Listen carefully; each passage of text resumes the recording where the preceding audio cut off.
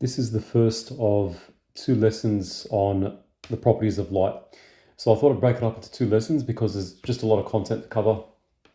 It's just nice to spread it out to make it a lot more understandable. So it was eventually believed that light was a wave due to the gradual build-up of experimental evidence across the 17th, 18th, and 19th centuries through observations such as diffraction and interference, which is what I'm going to talk about in these two lessons. So the first property of light diffraction, this was covered in Year 11 physics under the module, under the third module, waves and thermodynamics. And if you remember, this is basically when a wave encounters a small obstacle, a gap or an edge, which it then diffracts. And to diffract means to spread out.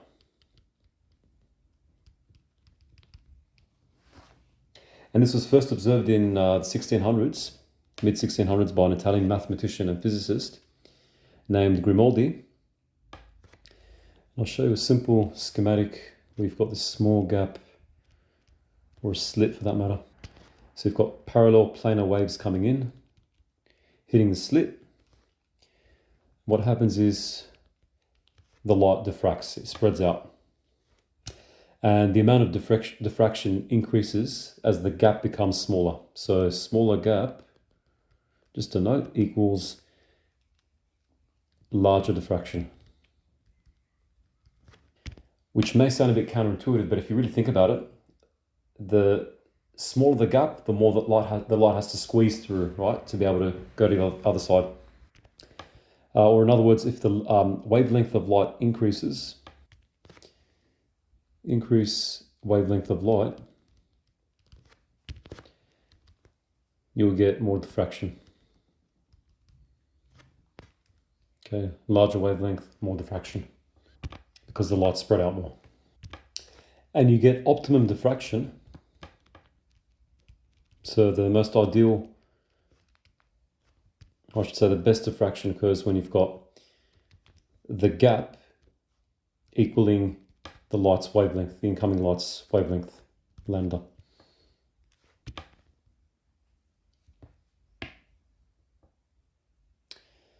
So let's compare a small gap with a larger gap. So I'll just exaggerate the gap size here. You've got planar light waves, incident light waves hitting the gap. You won't get that much diffraction. So if you look here, you've got more spreading out in the top diagram, okay, represented by the curves, slightly less curvy light coming out of the slit. And so this is evidence for wave behavior. Diffraction is evidence for wave behavior. Okay, these are, I should also mention, wave fronts. Okay, according to Huygens, light is represented by wave fronts. And Huygens basically built on Grimaldi's idea and others of on the work of diffraction. So this is only explained by the wave model of light. And as Huygens stated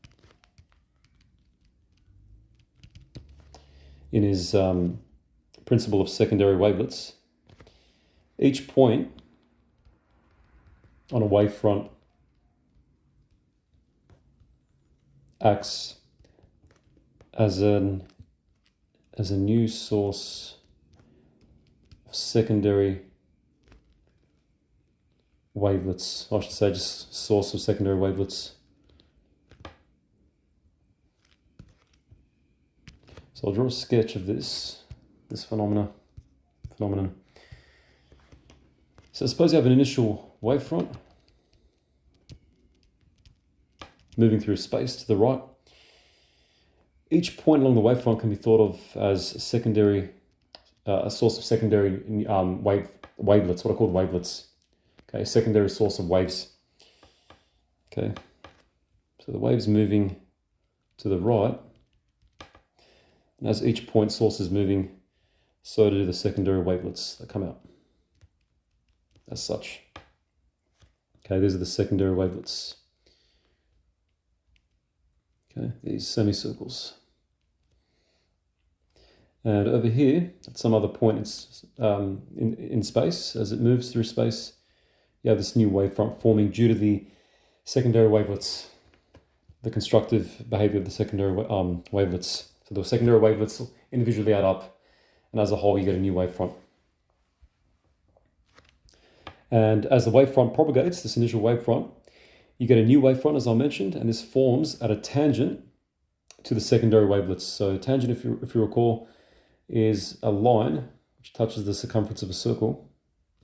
So if you recall from basic maths, basic circle geometry, a tangent hits the circle circumference at one point. Similarly, this new wavefront touches these secondary wavelets at one point. So that's looking in 2 dimensions along the x and y axes, x going across the page, y going up the page. This also applies to spherical wavefronts. So in 3 dimensions, okay, suppose you have a light source, like a light bulb. Light, as you know, spreads out evenly in 3 dimensions in this sphere, right? And you've got these wavefronts, these wavelets, okay, spreading out at right angles to the sphere, and you form this new wavefront as such.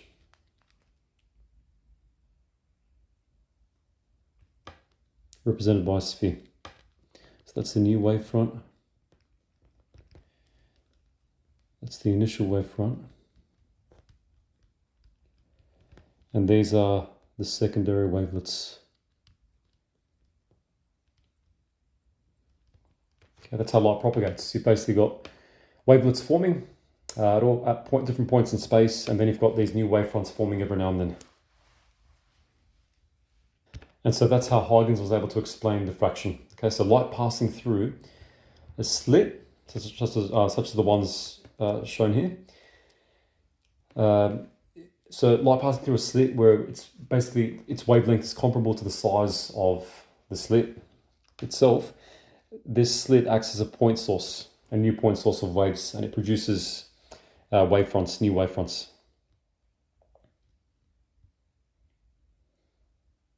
And what was interesting about diffraction was that diffraction was eventually shown to be also accompanied by interference effects. Interference was explored in Year 11 physics. It's a very simple concept. It's basically due to the superposition of 2 waves. Okay, so 2 waves coming together to form a wave of greater or smaller or even equal amplitude, okay, to the initial waves. Okay, for example, suppose I've got 2 waves, 2 transverse waves in sync. In other words, their crests, their peaks, and their troughs, their dips, are in alignment. When you add them up, you'll find that they'll constructively, what's called constructive interference, constructively add to give you a wave with a bigger amplitude, bigger height. Okay, double in this case. Suppose this is x, amplitude x for each wave. X plus x is 2x, right?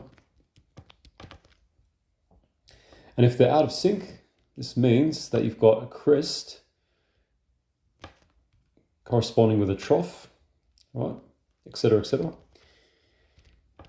A crest and a trough will cancel and you'll get nothing. This is called destructive interference, okay? Because the amplitudes from each wave cancel out. Okay, suppose you've got +1 for an amplitude and -1 here for an amplitude from the equilibrium position of the wave, so the point of rest where there's no motion for the wave, down to -1. So 1 minus 1, you can think of it as giving you 0. So let's see how interference works. So interference typically works and you've got 2 slits, okay? Slit 1 here and slit 2. You've got this light source coming in, hits the 2 slits. The 2 slits act as new sources of light. And what you'll find is that the peaks and valleys, the crests and troughs interfere. You find places where they cancel and places where they add. And what you'll see on the observation screen here, is a series of dark and light bands of light. So you have a maximum followed by a minimum, then a maximum, then a minimum, and similarly on the other side. Okay, it's symmetric about the center here. between the two slits. So where the bright bands, so these dark, I should say the bright corresponding to dark in this image, okay? The points we find maximum, we find brightness, right? So I'll call it max here. That's due to constructive interference. That's where the two waves add constructively and you get waves of high amplitude. Minima, I should say, that's where you get destructive interference. So you get a series of dark and light bands of light. That's what interference is. Okay, this is a characteristic of a typical interference pattern, and you can also quantitatively analyze this pattern using maths, as we'll see. So constructive interference is when the two waves are in phase. Destructive interference is when the waves are half a cycle out of phase. Half a cycle meaning half a wavelength. And so that's diffraction and interference. So diffraction in a nutshell is when light basically bends around a gap or an obstacle or some edge. And if you pass light through two slits, you'll find that you get an interference pattern due to the light diffracting. And the peaks and valleys, they add and subtract and you get an interference pattern.